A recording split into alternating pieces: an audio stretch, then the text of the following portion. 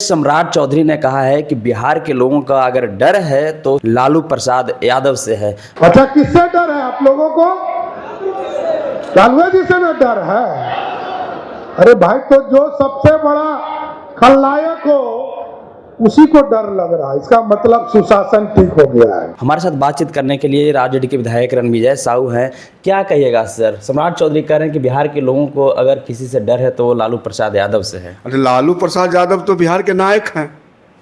अगर लालू प्रसाद यादव नहीं होते तो बिहार में सामाजिक न्याय नहीं होता। लालू प्रसाद यादव नहीं होते तो रणविजय साहू विधायक नहीं होता। ये तो लालू प्रसाद यादव का सामाजिक न्याय है। और लालू प्रसाद यादव एक नायक के रूप में बिहार में, लालू प्रसाद यादव एक विचारधारा के रूप में, लालू प्रसाद यादव कोई व्यक्ति नहीं है। और सम्राट चौधरी जी, आप तो उन्हीं के विद्यालय से पढ़ के निकले हैं, तो बिहार की जनता सब समझ रही है और आपके बयानबाजी को भी समझ रही है। सर, आखिर लालू प्रसाद यादव से बिहार की जनता को क्यों डर है? क्यों सम्राट चौधरी टारगेट कर रहे हैं? अब तो सम्राट चौधरी जी को तो मुद्दे से भटकना है। खजाना खाली है, कामें ठप है, बेरोजगारी चरम सीमा पर है, महंगाई चरम सीमा पर है, पलायन चरम सीमा पर है, उसकी चर्चा नहीं हो रही।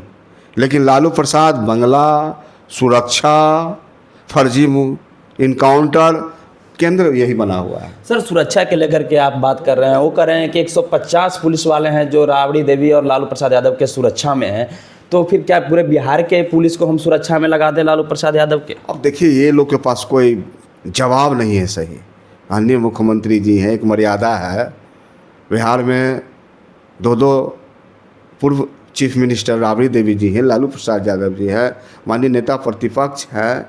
तो कहीं ना कहीं ये परिवार की बात करते हैं। यही लोग हैं ना जो परिवारवाद की बात करने वाले लोग थे। तो निशांत जी कौन है? सम्राट चौधरी जी कौन है? नीतीश मिश्रा जी कौन है? आज दीपक प्रकाश कौन है? सुमन माझी जी कौन है? तो ये तो बिहार की जनता ने तो देख लिया ना। ये लोग परिवारवाद, भ्रष्टाचार, बढ़ती हुई विधि व्यवस्था पर सरकार में आए, लेकिन खुद ये आज परिवारवाद, भ्रष्टाचार और गिरती हुई विधि व्यवस्था में फंस गए। सरकार सब देख रही है और जनता देख रही है पैनी नज़र से।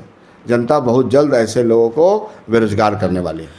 कल अति पिछड़ा समाज का एक कार्यक्रम था, उसमें सम्राट चौधरी ने कहा कि जितनी ताकत राजद के बिहार में है उतना विधायक तो हमारे अति पिछड़ा समाज से बीजेपी में है। अब देखिए, ये तो लगातार उनकी जो भाषा है और ये जो गुमान है, बिहार की जनता गुमान इनका ठंडा कर देगी आने वाले वक्त में। अब वक्त का इंतजार करिए। सम्राट चौधरी कह रहे हैं कि सफाई जो हो रही है वो रुकने वाली नहीं है। इन्होंने इनकाउंटर पर इस पर फोकस किया है। अब तो फंस गए ना। हम लोग तो लगातार कह रहे थे कि ये सिर्फ फर्जी इनकाउंटर करके चेहरा चमकाना चाहते हैं, लोगों को बताना चाहते हैं। लेकिन हम सैल्यूट करते हैं शहीद भरत तिवारी को, शानदार सैल्यूट करती है बिहार की जनता। और बिहार की जनता को उन्होंने दिखा दिया कि किस प्रकार से फर्जी इनकाउंटर करके सरकार पीठ थपथपाती है और पुलिस गलती मानती है। सर, इनकाउंटर को लेकर के सर बीजेपी के लोग हैं वो अपनी ही सरकार पर सवाल खड़ा कर रहे हैं, लेकिन आप लोग विपक्ष में रह करके सर क्या कर रहे हैं? अब तो सर विपक्ष का काम है। विपक्ष तो लगातार जो सरकार को आईना दिखाने का काम कर रही है। लेकिन सर आपसे ज़्यादा मजबूती से बीजेपी के ही लोग अपने सरकार के खिलाफ लड़ रहे हैं। देखिए, पूरी तरह से महागठबंधन राष्ट्रीय जनता दल पूरी ताकत के साथ सरकार को आईना दिखा रही है। भरत तिवारी का इनकाउंटर हुआ है, उसको लेकर के सर कल महापंचायत होने वाला है। आप लोग सर कहाँ रहेंगे? अब जनता सड़कों पर आ रही है। इससे बड़ा प्रमाण क्या हो सकता है?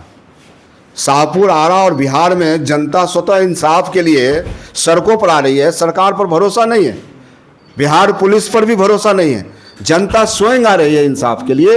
ये बिहार के लिए एक नई बात है। इसी को कहते हैं जन आंदोलन। जनता विपक्ष में खुद लड़ने के लिए तैयार है। अब तो सड़कों पर जनता आ रही, स्वतः आ रही है। लाखों हजारों लोग आरा जा रहे हैं, शाहपुर जा रहे हैं, भरत तिवारी के घर पर जा रहे हैं, उनकी मां से मिल रहे हैं। तो ये साबित कर रहा है कि बिहार में अब सरकार और कानून नाम की कोई चीज़ नहीं है। तो आपने सुना, इन्होंने साफ साफ कहा कि सरकार है जो जनता के मुद्दों से भटका रही है और इनकाउंटर है, ये सब जो है एक फर्जी इनकाउंटर किया गया है और जनता है जो सड़क पर खुद उतर रही है। और हम लोग विपक्ष में, हम लोग भी मजबूती से लड़ाई लड़ रहे हैं। बाकी आप क्या सोचते हैं? कमेंट बॉक्स में अपनी प्रतिक्रिया दें।